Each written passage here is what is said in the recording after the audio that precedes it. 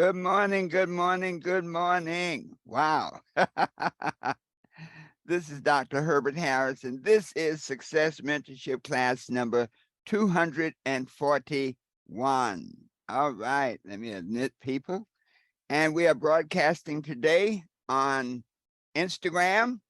Welcome, those of you joining us on Instagram and on Facebook on Dr. Dr. Success Man. Whew. This topic for today is the second in a series of using your imagination to expand your goals. And part one was laying the foundation. And this is part two, practicing your imagination. Of course, you know, this is based on our book, The 12 Universal Laws of Success, and on all the things that we've learned over the years. I want to invite you, of course, to visit our website, www.herbertharris.info, herbertharris.info, and check out some of the goodies there. Pay particular attention to two things. One, our New You for the New Year home study course, and two, to book a call with me to be a part of our next endeavor, our next book that we're working. Welcome, my classmate Lundy and Lynette. Thank you. Kolonichi, thank you. All right. Before we get started, let us do our meditation to put us in the proper place. Just close your outer eyes. Open your inner eyes. Take a deep breath. Let it out slowly. Take a deep breath. Let it out slowly.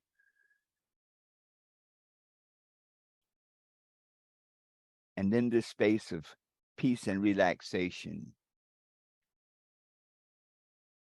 our minds are at rest and at peace. My mind is at rest and at peace. Let us affirm that together. My mind is at rest and at peace. Take a deep breath. Let it out slowly. And in this space of peace and relaxation, our minds are open, receptive, and ready to learn. Affirm together. My mind is open, receptive, and ready to learn. Take a deep breath. Let it out slowly. All right. You know, this topic is a very powerful topic because just to bring us up to date, imagination is the connecting link. And when we look at the chapter reference, this is really from chapter 3, the law of vision. And imagination is the connecting link between you and infinite intelligence. Just to give a quick overview, we have our conscious, our subconscious, and our superconscious minds. The superconscious mind is that part of the mind that is identified with the good mind, the God mind.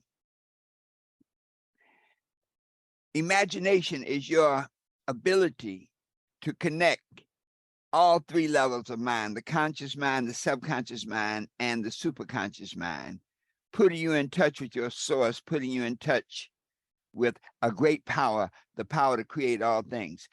You know, there's a great statement about the universe that the conservation of energy means that nothing is ever destroyed in the universe, that energy is always conserved. And so this entire experience of life and of existence is about transforming energy, transformation of energy. And the way that we access that energy is through our imagination, through our synthetic imagination, where we put old things together, synthesize them to make new things, through our creative imagination, where we have that direct contact link to universal mind. We're focusing today, this series, on creative imagination. I love to open with a quote. George Saigon said, Imagination will often carry us to worlds that never were, but without it, we go nowhere. Imagination will often carry us to worlds that never were, but without it, we go nowhere. So imagination is an awesome power to be able to connect with this universal presence, this universal consciousness, so that you can do things bigger and more powerful than you thought before. We talk about using imagination to expand our goals because so often our frame of reference is where we are in our present condition, wherein through imagination, we can go anywhere. Nothing is impossible. So it is in this context that I want to take us on this journey together. And thank you so much. Okay, Beauty Bird. Okay, Subra. Thanks. Those on Instagram and Facebook. And give thanks to our group on Zoom. We are on one accord. Last week, we talked about the foundation for building your creative imagination, to believe that it can be done, to eliminate the word impossible from your vocabulary, and to be open and receptive to new ideas. So that really puts us in an open mindset so that we can see things. You know, as you climb the mountain of consciousness, if you climb it with your eyes closed, it does not matter that you're on the mountain of consciousness because you don't see anything. And so this idea of being open and receptive to new ideas says that in your pursuit of enlightenment, to be aware, intention, and attention on everything going on. So this week we talk about how to practice your imagination. Key number one, imagination is a learned skill. The mantra of the Life Skill Institute is that living is a skill and it can be learned, practiced, and mastered. And so imagination is a skill that you can learn, that you can practice, and that you can master it and use it as a power tool to access anything you desire, to use it as a way to manifest anything you desire. Albert Einstein said something very powerful. He said that imagination is more important than knowledge because knowledge is limited. Imagination is more powerful than knowledge. Imagination can carry us to places that we did not even know existed. So when we think about this, this is saying we now have a tool that if we learn, practice, and master it, it gives us the ability to create the life we desire. And that is really what it's all about. We're doing this series now at the end of the year because I'm sure that all of you want to create a level of achievement this year that, one, satisfies your goals for this year, but also that sets you up for where you want to start next year. So with that context, with that in mind,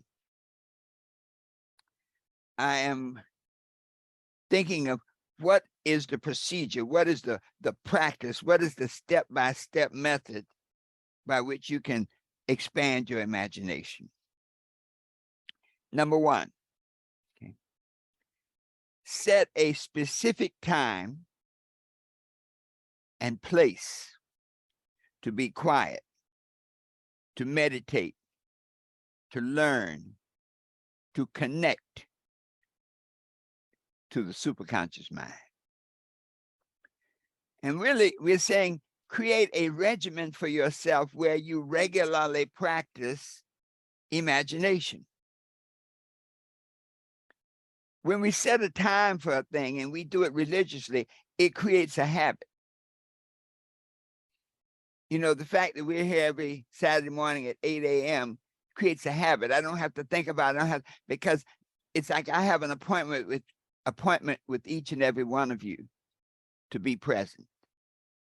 When you set aside a specific time and place to do your meditation, what it does, it creates a habit in you that then you are now expecting to get results. This area is quiet, conducive to reflection, and a place where you will not get any interruptions. Very often we find that the best time to practice your imagination is early in the morning before other people get up. You know, it's very funny that when you live around other people, they may not think that they're interrupting. You know, I'm just going to turn the TV down low. All of that is an interruption. And so practice your imagination at a time when you can be alone.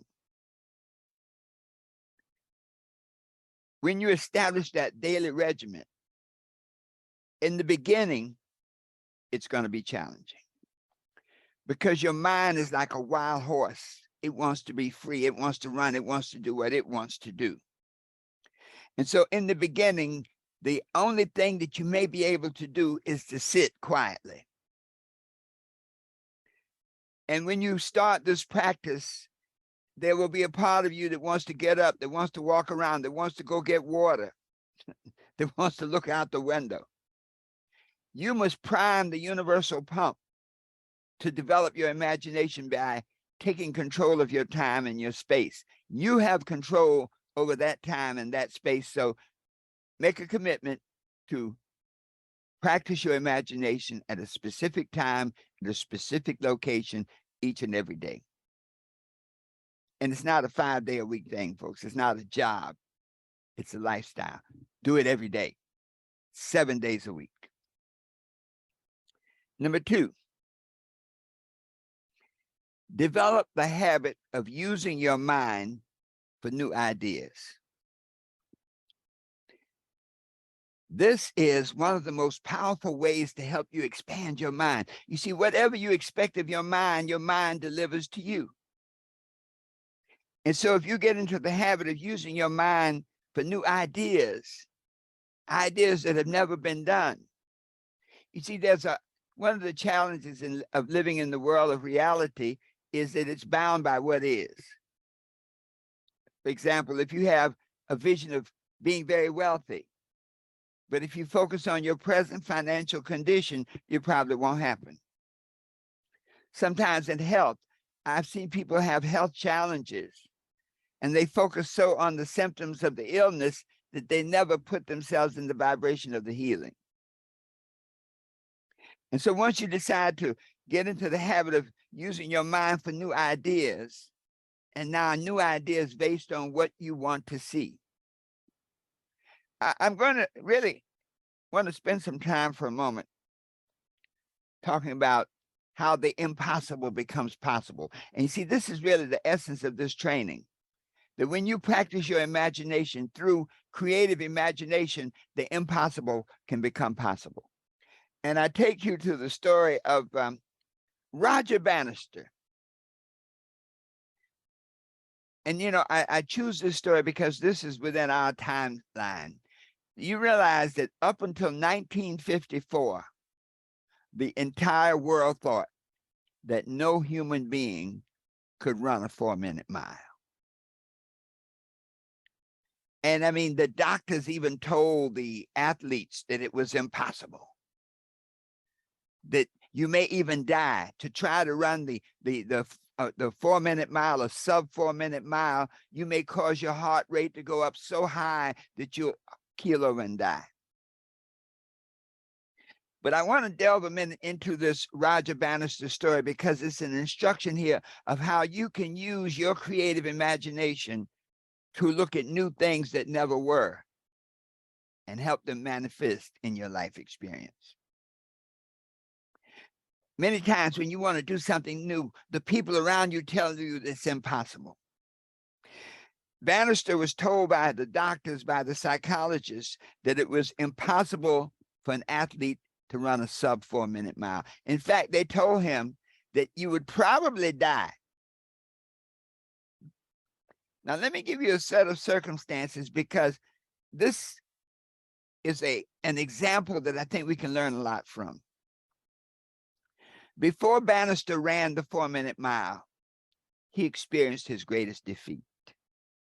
And I'm going into this because each and every one of you here on this process, on this journey you have right now, may have experienced a great defeat.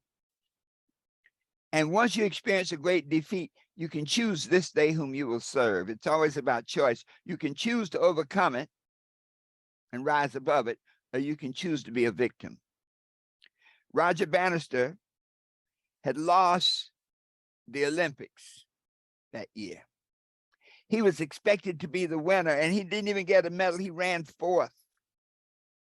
And he was so crushed that he actually thought of giving up the sport of running. How many times have you experienced disappointments and failures where you wanted to throw in the towel? He thought about it and he decided this: I'm going to set a new goal for myself. I have failed at the 1500 meter. I've embarrassed myself. And so what he said, I am going to crack the holy grail of athletics. I'm going to run a sub 4-minute mile. So in our lives, when we say think about new things, new ideas, that wherever you are right now, you may need a new idea to focus on and to start working on to make the magic work for you. So that was number one. Okay. He set a new goal for himself, a new idea that everybody thought was impossible. Number two, he put a team together. You see, imagination is very impacted by the mastermind principle. So when two or more gathered on one accord in that imagination environment, you can create a greater power than if you were operating by yourself. So whatever your condition may be right now, if you can get like minds with it, it doesn't mean you all have to sit together and meditate, but it's that you must share a common vision. It helps if you can sit together or sit separately and meditate. It helps to be connected on that astral plane. He had 2 other runners work with him. And then in 1954, they decided to go for it. And in that race, something important, they had a collective vision. Bannister's vision was completing that 4-minute mile. His team had that same vision. And so when they started the race, one of the team members, there were 2 men, one of them ran a fast opening, which helped establish the pace, which helped Bannister see where he was and get a measure of his time. When they came around for that final turn, Bannister then kicked up his speed and he literally ran flat out for that last few meters. And when he crossed the finish line, he collapsed. Even in his mind, he was still hearing the words of the doctor, that if you run a 4-minute mile, you'll surely die. But the end result was he ran a 4-minute mile in 3:59.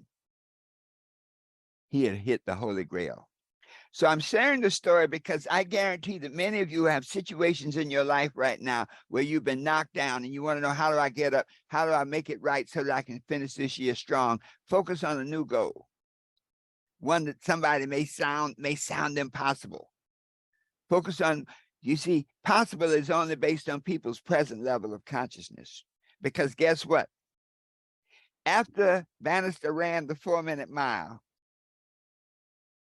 within a couple of months, others ran the 4-minute mile. By the end of the year, over 16 other runners had run sub 4-minute miles.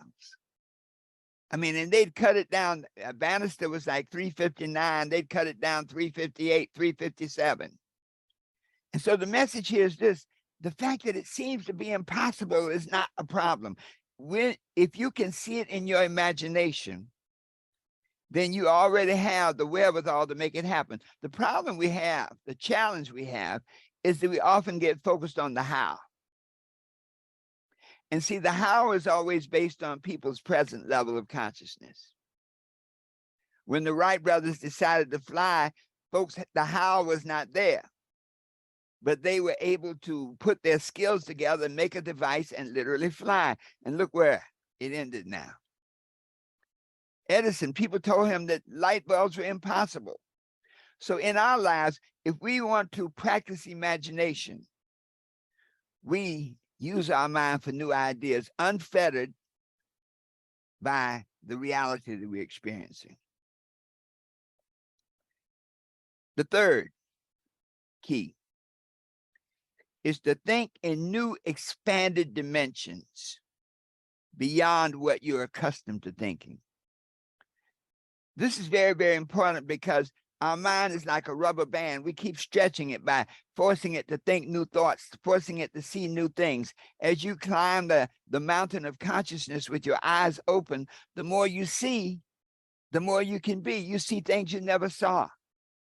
When people live in a valley, in the forest, they have no concept of a river. They have no concept of another mountain. As you climb the mountain of consciousness, you see more. And as you see more, begin to apply what you see. The people who climbed Mount Everest the first time, they said that was impossible. It's amazing. The world says things are impossible until they're done. Think about the word. I think one of our good participants on the call today, A.M. Noel, he often says, if you look at the word impossible, it's really saying, I am possible. I'm possible.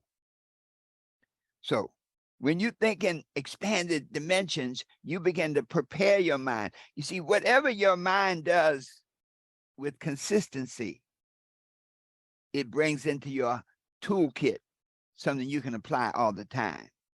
So when you begin to think in expanded dimensions, anything that you approach now, you come from that same vibration.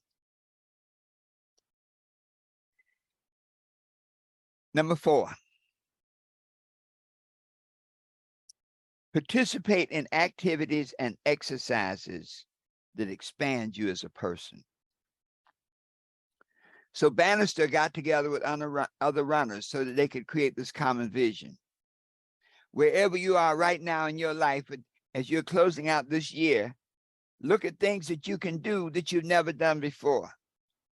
Look at things that can expand you. Maybe take a class. I'm getting ready to take a class soon. As a matter of fact, this morning, I'm going to participate in a class on affirmative prayer. So why do you need that, Doc? You've studied it before? Absolutely. Okay. But you never hear it the same each time. Many times people say, oh, I already studied that. I've already been there. I took that course. As long as you keep your mind open, there's always something new that you can see. Everything that you learned before, when you study it again, you see something new about it. So I recommend to each and every one of you who are preparing to close this year out, do something different. Look at your present condition and what are some activities that will expand what you already are and what you want to do. Who are some people that might help you along the way, give you an opportunity to see more, to be more? What relationships can you create that can help you do something impossible? And then finally, number 5,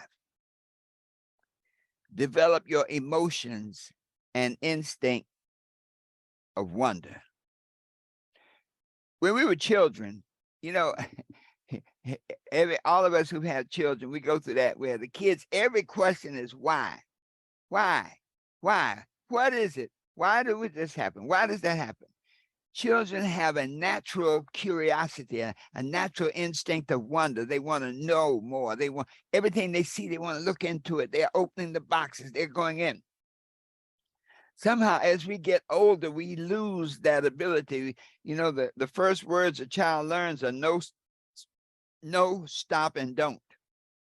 And then once they start talking, they learn shut up. And so those negative words, now this is there to protect them, but they're still negative words. So these negative concepts, negative words can so constrain you that you lose that instinct of wonder to become like a child again. Scripture says, come like children with eyes open with the wonder of imagination. So when we can do these things, this wonder, this curiosity creates energy. It's always about energy. When you look at something and it sparks you inside and you feel a harmonic vibration relationship with it, it increases your ability to manifest that thing in your life. So let us review what it takes now to practice your imagination, what it takes to help you learn, practice, and master the power of imagination so that you can use it as a power tool to take you from where you are to where you want to be. Number one, establish a specific time and place each day, 7 days a week, to practice your creative imagination. This place should be quiet, conducive to thought and reflection. Number two, develop your habit of using your mind for new ideas. Be open and receptive to new ideas. Never say, I've heard that. I already know that. Number three, think in expanded dimensions beyond what you're accustomed to thinking. Someone once says, if you want to have things you've never had, you have to do things you've never done. Number four, participate in activities and exercises that expand you as a person. Take a course. Go to an event. Last night, I attended an event on 1898. And as many times as I've been to those type of events, I've spoken at those events, I learned something new. So always approach everything from the idea that there's something new for me to learn about this. And then finally, number five, develop your emotions and your instincts of wonder. Expand your curiosity. Become more observant about what you want and what you see. When you can do these five things, these 5 steps, then you can literally perfect your skill, your art, your ability to imagine and see beyond what is to exactly what can be. When you can use these 5 principles, these 5 steps, you can create within you a mindset and a skill set that gives you the ability to manifest anything you want in your life experience. Well, folks, when you can do these things, when you can expand your imagination, when you can practice and perfect your imagination, then you can live a life where nothing is impossible, where you can be what you want to be, where you can do what you want to do, where you can have anything you desire, always knowing that the best is yet to come. Wow. Let's just take a deep breath and let that sink in for a moment. Thank you so much for joining us on Instagram, on Facebook. Of course, thanks to our live Zoom audience. And you all hold on Zoom so that we can have our after discussion. Just remind you again to go to our website, herbertharris.info, www.herbertharris.info. We have some goodies there for you. The Wealth Building Audio Free, the new goal setting booklet to help you plan out and close this year out strong. Also book a call with me so that we can talk about your success dreams. That's www.herbertharris.info. And so as we always close, remember this, that the best is yet to come. And so it is.